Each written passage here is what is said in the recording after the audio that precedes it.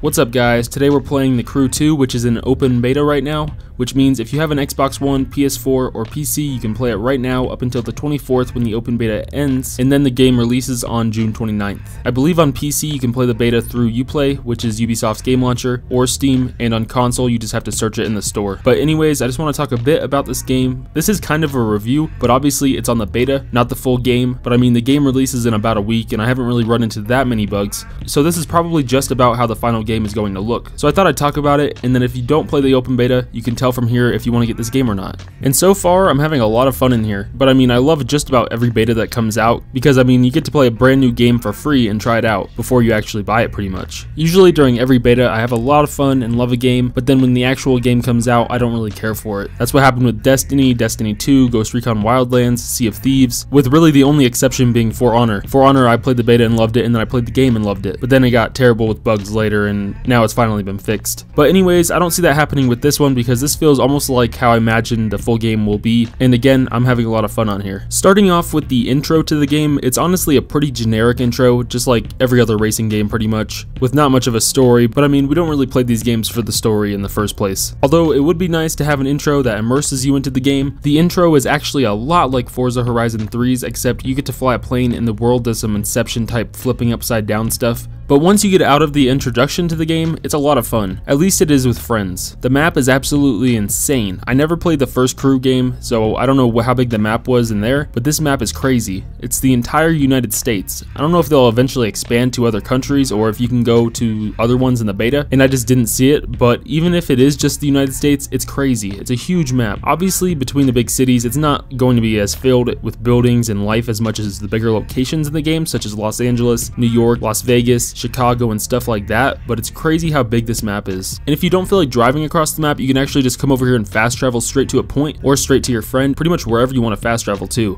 But yeah, this map is pretty awesome, especially for a racing game. I also like how much life is in this game compared to a lot of other racing games. Forza Horizon is probably my favorite racing game series, but one thing I really dislike about it is the fact that there's no life anywhere. Not really any people besides people in vehicles, as if nobody in the game has legs because you'll never see anybody walking. But The Crew 2 feels like a bit of a racing version of GTA more than a typical racing game. But the thing that separates this game from most other racing games and driving games is that you can drive pretty much any type of vehicle you can think of. Hypercars, drift cars, off-road cars, dirt bikes, planes, boats, just about anything that you want to drive, you can drive in here.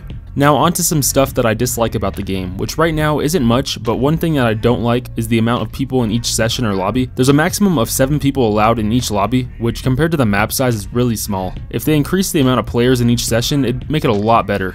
Another thing isn't really much of a con, but just something I found weird, which is the map again, which we just talked about being awesome, but it's just a little weird, and obviously it's not going to be as big as the actual United States, but Florida to California, it's not even 100 miles in here, but in real life, I mean, it's like a few thousand. So I mean, it's not actually the size of the United States, it's basically the shape of the United States and then shrunk down a lot. But I mean, again, I'm not expecting it to be an insane distance like real life, because if so, this game would be the greatest map in history of gaming. But the map's also just weird, like it looks like global warming took over Florida, but I don't think that's actually what happened.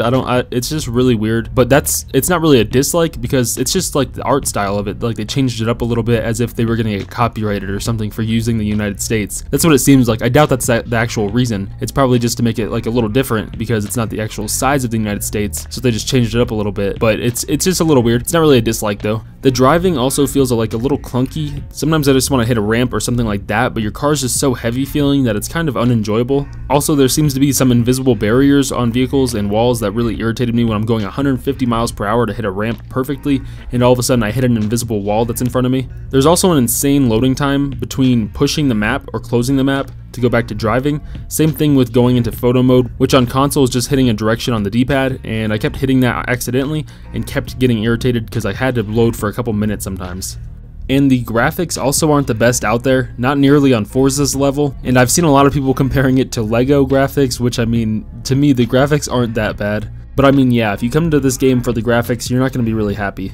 By the way though, I only played this on console so far. I didn't really care to play it on PC yet. But yeah guys, just some really quick thoughts on things that I liked about the game, disliked about the game. Hopefully you learned more from the gameplay as well. But just remember guys, this review is based 100% on the beta, so things like invisible walls and barriers, and long loading screens between pushing the map or the photo mode might not be a problem in the full release, but we'll just have to wait and see.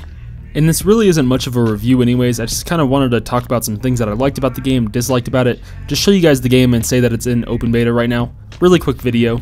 Hopefully you guys enjoyed the video. If so, leave a like, and if you've already played the beta, let me know down in the comments some of your thoughts on it so far. Thanks for watching, guys. See ya.